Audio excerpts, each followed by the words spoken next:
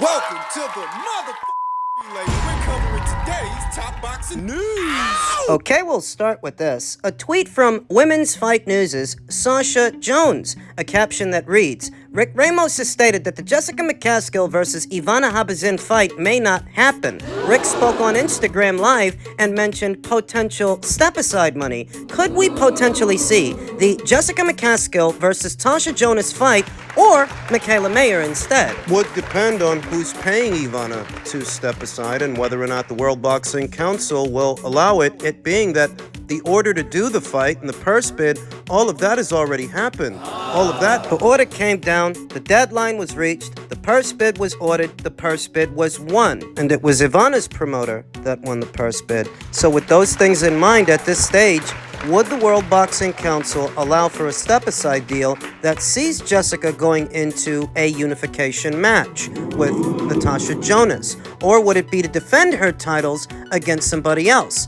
voluntarily, against Michaela Mayer? It all depends on who's paying Ivana to step aside. Now, would Ivana be receptive to a step-aside deal? I think she would be because she's not getting a lion's share of the pot, you understand. Her promoter may have been the one that placed the winning bid to do the fight in Croatia, but she's not getting much money for it. The lion's share of the pot is going to Jessica anyway. She might make more from the step-aside fee than she would have made from the fight. What was she going to make from the fight? A little over $22,000. That was all she was going to make. The winning bid was $82,000. 55 of which was going to go to Jessica, 22 of which was going to go to Ivana, and a small percentage of it was kept to the side as a winner's bonus. She wasn't going to make a lot of money from that fight anyway. So let's say that Ben Shalom and Boxer really want to do a fight between Natasha Jonas and Jessica McCaskill, but they have to convince Ivana to step aside. You see that Ivana was set to make around $22,000. Maybe you give her $30,000. Here you go, kid. Get yourself something nice. Just on the predication that she didn't stand to make much anyway, and she could probably talk up her step-aside fee to being more than her purse would have been, and it's not like she's losing her title shot anyway. She isn't. She'll get the winner of the fight, whoever it is, Natasha Jonas or Jessica McCaskill. I happen to think Ivana Habazin would be receptive to stepping aside. But who said she's stepping aside? Who said anything about a step-aside fee? Rick Ramos mentioned a step-aside fee, and I don't know if that was just him bouncing ideas around or hinting at something that may be happening behind the scenes. That behind the scenes, the wheels may already be in motion for a Jonas versus McCaskill fight. Your guess is as good as mine when it comes to that, but I could see it happening. After her controversial win over Michaela, Natasha Jonas said she wants to unify, and she's eyeing Jessica McCaskill. One of two other champions at this weight. The other is Sandy Ryan, who we all know Natasha's not going after because Sandy's about to fight Terry Harper on the Matchroom and DAZN side of things, whereas Jessica no longer has ties to Matchroom. So if you can get Ivana to step aside, she's free to cross over and do that fight with Natasha. And I would sooner expect the people at Boxer and Sky to pay Ivana to stand down and step aside than the people at Top Rank and ESPN. You know, the idea that maybe they get Ivana to step aside so that Michaela can fight Jessica. I don't really see that happening. I feel like Boxer is more invested right now in Natasha than Top Rank is invested in Michaela. They've basically been outsourcing her for her last 3 or 4 fights. She hasn't fought on American soil, and she hasn't fought in a Top Rank show since before the Alicia Baumgartner fight. And that was, what, 4 fights ago? She's been primarily fighting on Boxer shows and at least one Queensbury Promotions show. So I don't get the sense that Top Rank is going to pay to play with Jessica McCaskill. Pay Ivana to step aside so that Jessica can fight Michaela. But hey, we'll see. We'll find out who, if anyone, is going to pay to play so that Jessica can fight somebody other than Ivana.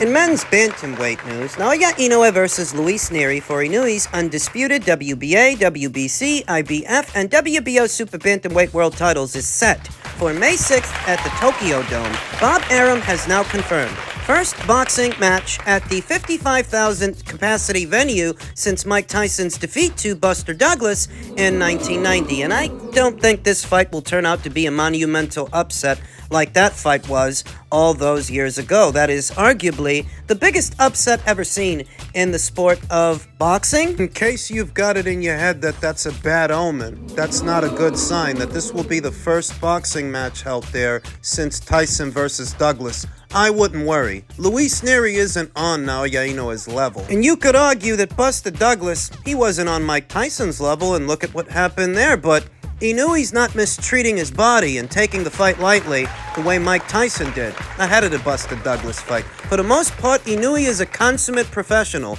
and his people, they move fast. They don't waste any time. They don't waste your time, my time. They don't waste Inoue's time or his opponents. They move quickly. From one fight to the next, without the melodrama and controversy we see in the American boxing scene, without the prima donna antics, they get shit done. Because I believe Inoue can become a multiple weight world champion.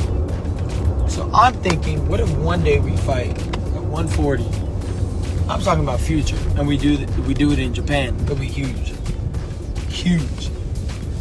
Mark my words. If it somehow plays out that way, I think that fight will be one of the biggest pay-per-views of all time.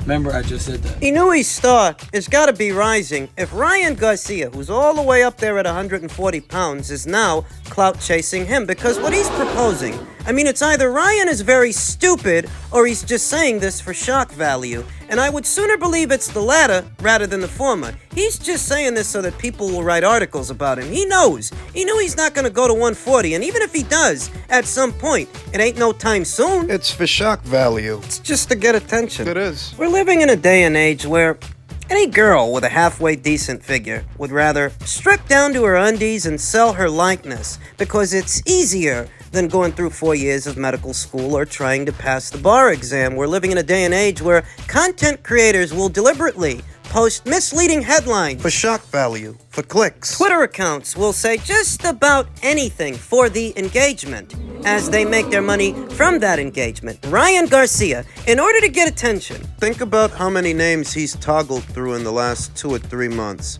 When Devin beat Regis, he started talking about Devin. He said he's fighting Devin, then he said he's fighting Rolly, but he was also calling out Isaac. Then all of that fell apart, now he's back to Devin, but he's also talking about Inoue. And it's all to get attention. It's all for the press, to keep his name out there in between fights. Shameless, really, because none of that stuff might materialize. None of it. None of it. He knows that, but he does it anyway. Whereas with Inoue, a fighter like him who's far more accomplished in every way, better in every way, inside and outside of the ring, you don't need the soap opera, the melodrama, for Inoue to fight in the fights that you want to see him in without making an ass out of himself or wasting everybody's time, misleading the audience at large. What has fast become a uniquely American practice in the American boxing scene. All the hype without the substance, all the appetizers without the main course, without the main event. A bunch of young fighters that are avoiding each other for a variety of reasons, fights that won't happen and don't happen. And I'm sick of it. Because for all of the hullabaloo about these young fighters in between 135 and 140 based in America, for all the talking, They don't get half as much done as this guy. Without the talking, without the melodrama. what Inoue is a breath of fresh air in an era of preschoolers and prima donnas and their infantile shenanigans. I mean, Devin a hater. Devin know for a fact. Devin done fought how many times, right? And they done booed. They done said he trash and all, but he. So he's been there before, so he should understand. And yeah, he should shut up because when he just fought Lomachenko, right? Let's just say, right? He 100%. We'll give him the weight drain thing that they want to say. He damn near lost. Like it's a lot of people still to this day feel like he lost. Go watch my fight. Like, really go pay attention to that fight. Nobody thought I lost. There's no question. It ain't a question. You're fucked up. You got one hand in this motherfucker. Right. And you ain't here finessing this. I was finessing him. I was finessing him. Right. He was stupid enough to believe I'm pump faking him. I'm walking to him. It's a lot of people say I ran, right? Right. They don't know boxing. Right. There is no way that they know boxing if you say that. You watch that fight and think I ran. That kind of explanation might go over better in the Facebook boxing groups where individuals might actually pride themselves on their knowledge of the sport. but it doesn't go over as well in real time in front of a real audience, because that real audience, they didn't purchase a ticket. They're not in attendance to display their knowledge of boxing. Those individuals' knowledge of the sport might actually vary from person to person, but the one thing they all have in common, and the reason that they're there, is because they want to be entertained. So if they end up booing you for 36 minutes, that means you've failed to do the job.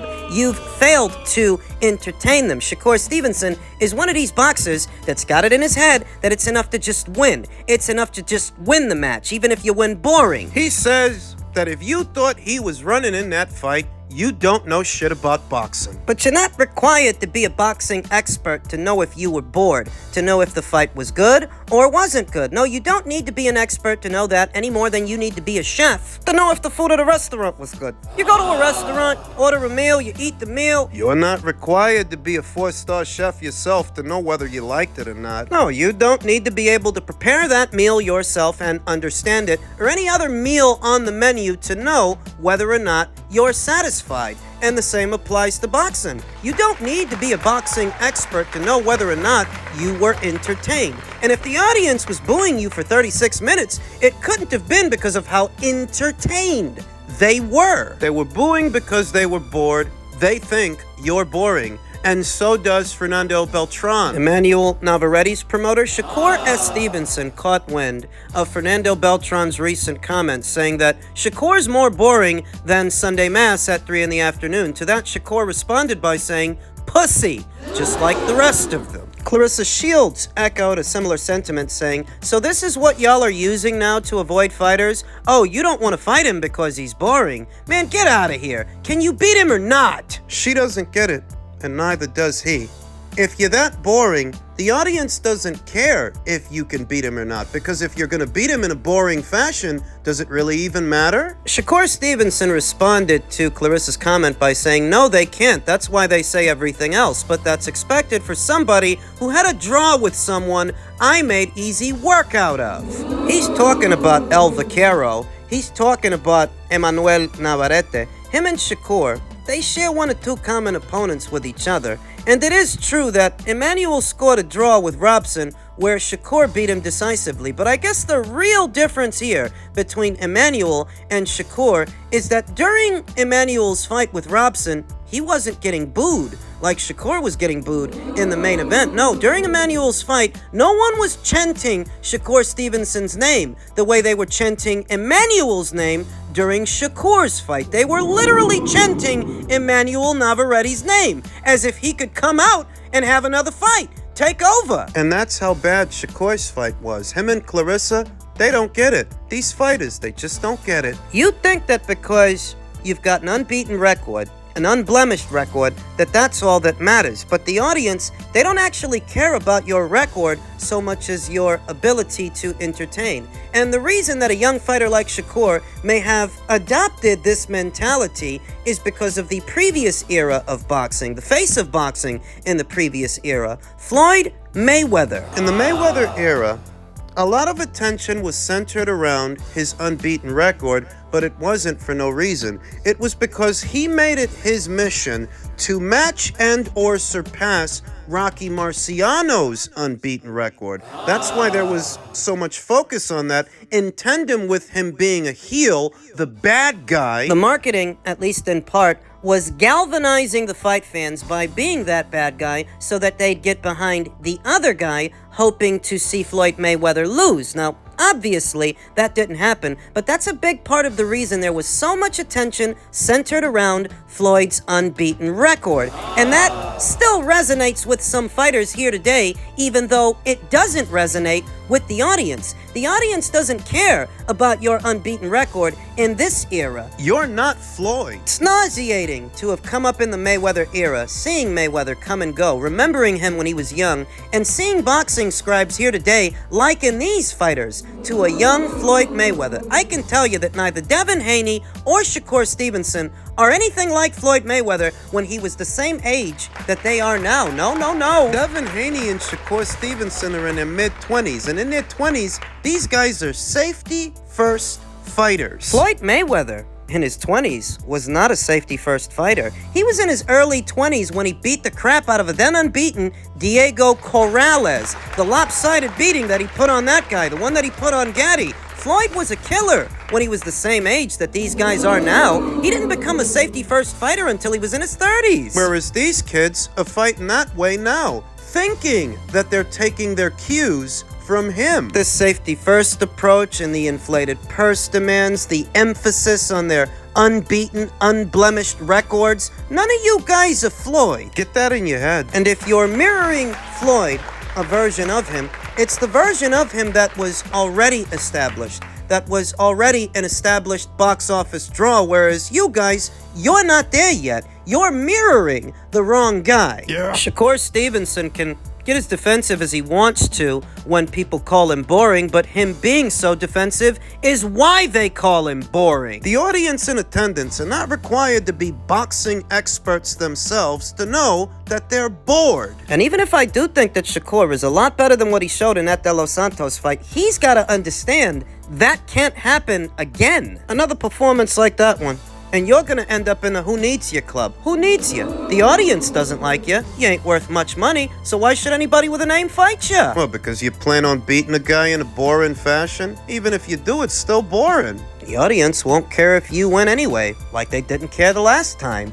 I'm not proposing that we throw the whole fighter away just because of one or two bad showings, lackluster showings, and I'm not saying that it's all right for other fighters to continue to avoid him on the predication that he's a boring fighter. I'm just saying that the stance that he's taking is not conducive towards furthering his career and making himself a marquee attraction. Whether he likes it or not, he has to make some adjustments, and he has to fix it. Because blaming the fans and Oh, well, you just don't know shit about boxing. they don't have to, but you do. And you need to understand that in the sport of pro boxing right now, you're not in high demand. They were already treating you like you were a hot potato. But now they've got a new excuse to use against you. A new excuse to avoid you. And you need those fans on your side if you want to continue to make good money and if you want somebody to put pressure on these other fighters, on these other guys to fight you. And they won't do that if the best that you can do is lay this guilt trip to Wiz. If you didn't enjoy my last fight and if you thought that I was running, it's because you don't know shit about boxing. What they do know is more important. They weren't entertained. He's got to change that. And I believe that he can. I still have faith in this fighter. But what he does next, once his contract with Top Rank is up, it's critical. The reality of it is that while he may soon become a free agent, how he uses that free agency is crucial. You go to the PBC thinking you're going to get a Gervonta Davis fight? You're not. Matchroom doesn't have any options for you, but Top Rank does, or they will. You just need to be patient, and you need to understand. You laid an egg in your last fight. Only you can fix it, but I believe that you can. He's got to be flexible. That's what he's got to do. He's got to be understanding, and he's got to be patient because he's still young. He should stay at Top Rank, as strange as that might sound. I think he should stay there. He might have to take less money to do it, But he should stay there.